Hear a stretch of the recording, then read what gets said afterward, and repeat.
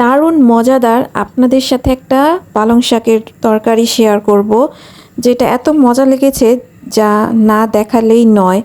এখানে আমি যা যা নিয়েছি, পেঁয়াজ কুচি, মরিচ কুচি আর সামান্য রসুন কুচি আর কয়েকটা চিংড়ি মাছ নিয়েছি, আর এখানে পালং শাক নিয়েছি।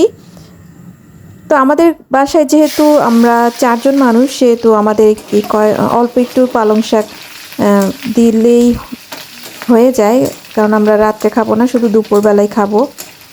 তো এখানে আমি তেলে আগে চিংড়ি মাছটা ভেজে নিয়েছি, তারপরে পেঁয়াজ, কাঁচামরিচ, তারপরে আদা রসুন বাটা, সামান্য পানি দিয়ে ভালো করে কষিয়ে নেব।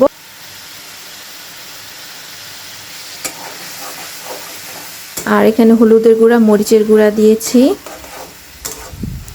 তা আমি এই কষানোটাই ভালো করে কষাবো যতক্ষণ পর্যন্ত তেল না আসে।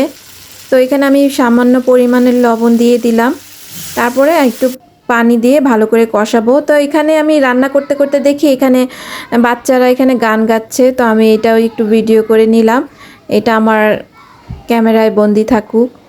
তো প্রায় সময় ওরা গান গায়, কখনো এইভাবে ভিডিও করা হয়নি। আজকে সুযোগ পেয়েছি, রান্না করতেছি আর তাদের গান শুনতেছিলাম, যার কারণে আমি ভিডিও করে নিয়েছি। রান্না বাদ দিয়েই তাদের ভিডিও করা শুরু করেছিলাম। এখন চলুন এবার আবার রান্নায় কাছে যাই। তো এখানে আমার কষানো হওয়ার পরে আমি পালং শাকটা দিয়ে দিয়েছিলাম। তো পালং শাক দিয়ে একটু পানি দিয়ে দেব, আমি একটু ঝোল ঝোল করব। আমার কাছে এই পালং শাকের ঝোল ঝোল তরকারিটা আমার খুব ভালো লাগে। একটু সেদ্ধ হওয়ার জন্য ঢেকে দেব, বেশিক্ষণ না। এই তো মাখা মাখা হয়ে গিয়েছে, তো আমার পালং শাকটা তৈরি। তো নামানোর আগে আমি এখানে জিরা গুঁড়া দিব, জিরা গুঁড়া দিয়ে নামিয়ে ফেলবো। এই তো আমার এই একটা অভ্যাস, রান্না করতে গেলে মনে হয় কিছু না কিছু খাই, যার কারণে এটা আপনাদের সাথে শেয়ার করা। তো এই যে দেখেন কত সুন্দর হয়েছে পালং শাক। এভাবে কারা কারা খান অবশ্যই জানাবেন। এই পালং শাক এমনই একটা শাক যেটা রান্না করতে এত সহজ আর এত মজা হয়, যা অন্য কোনো শাকে এত হয় না। আমার কাছে খুবই ভালো লাগে পালং শাকটা, বিশেষ করে বাচ্চাদের জন্য তো অনেক ভালো। তো এখানে আমরা বিকালবেলা একটু বাইরে যাব, যার কারণে আমার ছেলেটা এই আমাদের 1 ফ্লোর উপরে চলে আসে একা একা এই সাইকেলের।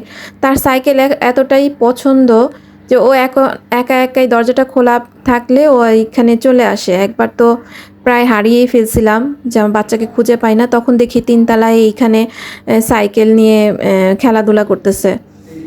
তো কি আর করার, ওর সাইকেল ওর বাবা বলছে ওকে কিনে দেবে, যেহেতু ছেলে পছন্দ, আর বারবার এখানে চলে আসে। এই তো তো এখানে আমি কিছুক্ষণ শ্যুট করলাম। তো আজকে এই পর্যন্ত। এই ভিডিওটা কেমন লেগেছে অবশ্যই জানাবেন। তো সবাইকে অসংখ্য ধন্যবাদ ভিডিওটি দেখার জন্য। টাটা, বাই বাই, আল্লাহ হাফেজ।